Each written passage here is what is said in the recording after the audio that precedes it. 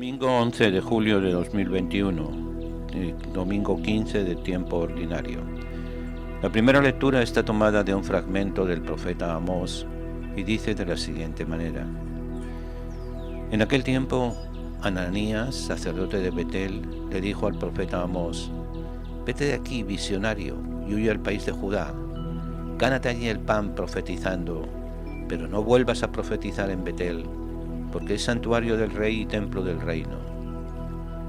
Respondió Amós: Yo no soy profeta ni hijo de profeta, sino pastor y cultivador de higos. El Señor me sacó de junto al rebaño y me dijo: Ve y profetiza a mi pueblo Israel. Y esto es palabra del Señor. El Salmo responsorial está tomado de fragmentos del Salmo 84 y dice de la siguiente manera: Muéstranos, Señor, tu misericordia y danos tu salvación. Voy a escuchar lo que dice el Señor. Dios anuncia la paz a su pueblo y a sus amigos. La salvación está ya cerca de sus fieles y la gloria habitará en nuestra tierra. La misericordia y la fidelidad se encuentran, la justicia y la paz se besan. La fidelidad brota de la tierra y la justicia mira desde el cielo. El Señor nos dará la lluvia y nuestra tierra dará su fruto. La justicia marchará ante él, la salvación seguirá sus pasos. Muéstranos, Señor, tu misericordia y danos tu salvación. La segunda lectura está tomada de un fragmento de la carta de San Pablo a los Efesios y dice de la siguiente manera: Bendito sea Dios, Padre de nuestro Señor Jesucristo, que nos ha bendecido en Él con toda clase de bienes espirituales y celestiales. Él nos eligió en Cristo antes de crear el mundo para que fuéramos santos e irreprochables a sus ojos por el amor, y determinó, porque así lo quiso, que por medio de Jesucristo fuéramos sus hijos, para que alabemos y glorifiquemos la gracia con que nos ha favorecido por medio de su Hijo amado. Pues por Cristo, por su sangre, hemos recibido la redención, el perdón de los pecados. Él ha prodigado sobre nosotros el tesoro de su gracia con toda sabiduría e inteligencia, dándonos a conocer el misterio de su voluntad. Este es su plan que había proyectado realizar por Cristo cuando llegaron a la plenitud de los tiempos: hacer que todas las cosas, las del cielo y las de la tierra, tuvieran a Cristo por cabeza.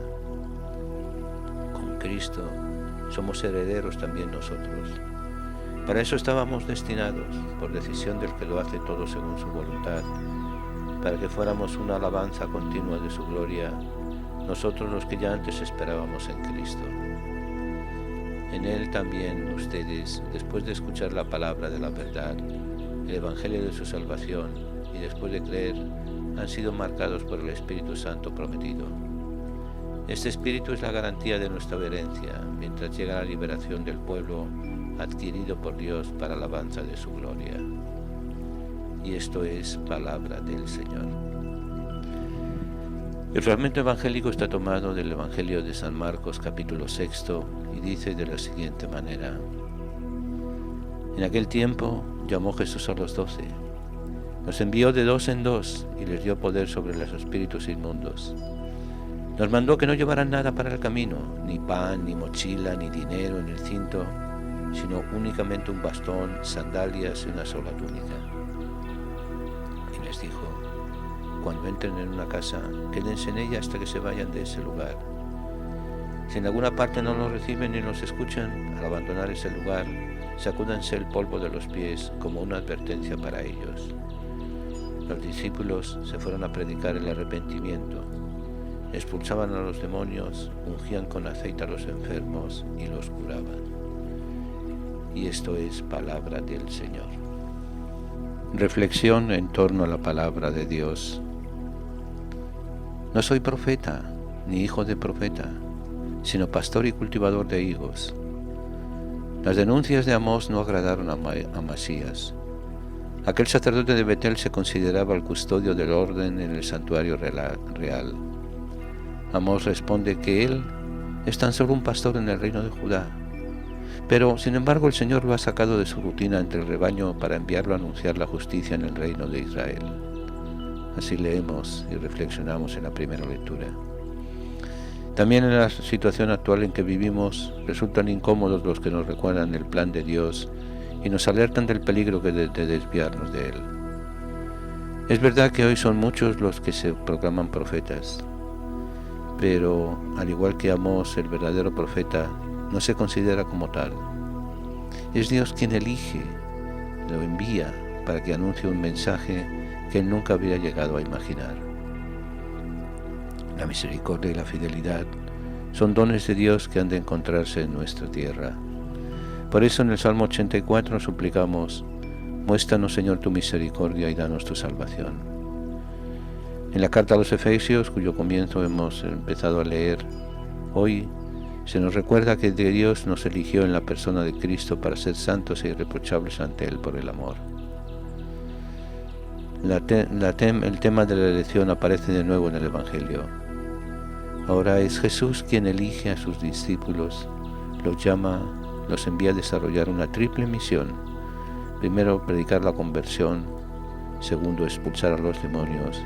Y en tercer lugar, curar a los enfermos. Jesús envía a sus discípulos de dos en dos.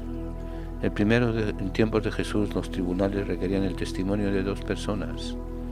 Demasiadas veces nosotros pensamos que somos los únicos elegidos y enviados, pero tenemos que recordar que nadie tiene el monopolio del mensaje del Señor.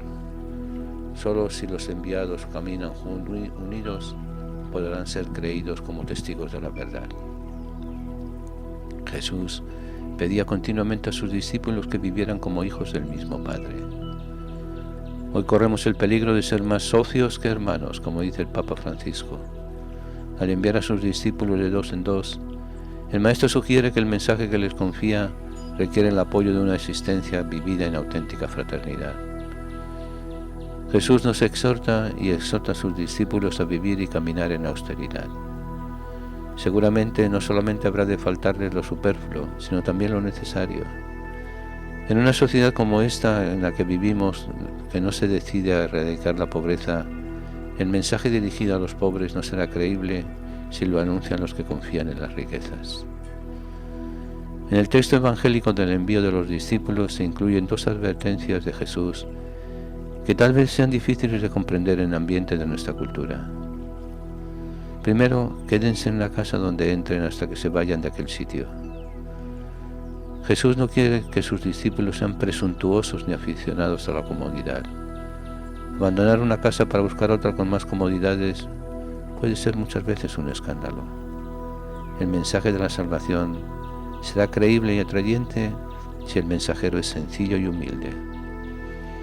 En segundo lugar, si en un lugar no les reciben ni les escuchan, al marcharse sacúdanse el polvo de los pies para probar su culpa.